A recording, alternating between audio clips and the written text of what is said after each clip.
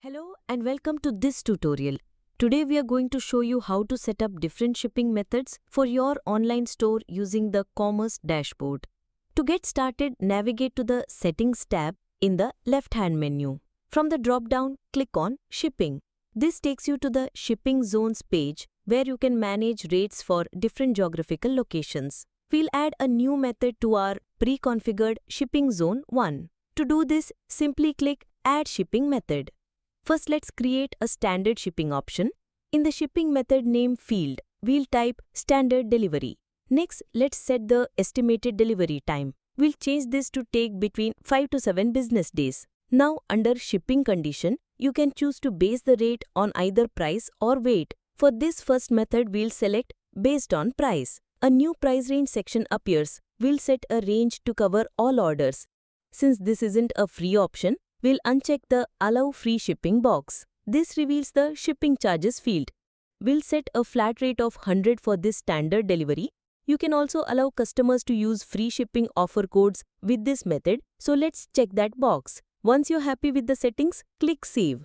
Great! Our standard delivery method has been successfully added and is now active. Let's add another one by clicking Add Shipping Method again. This time, we'll create an expedited shipping option for customers who want their items sooner. The delivery time is already set to 1 to 2 business days, which is perfect. We'll set the condition to based on price again. We'll set a range to cover all orders. Since this isn't a free option, we'll uncheck the Allow Free Shipping box. This reveals the shipping charges field. And for the shipping charge, we'll set a flat rate of 200. We'll also allow free shipping offer codes for this option. Let's save our changes. Once you're happy with the settings, click Save. As you can see, you now have both standard and expedited shipping options available for your customers. Now let's create a free shipping incentive. We'll click on Add Shipping Method one more time. Let's name this Expedited Shipping Free.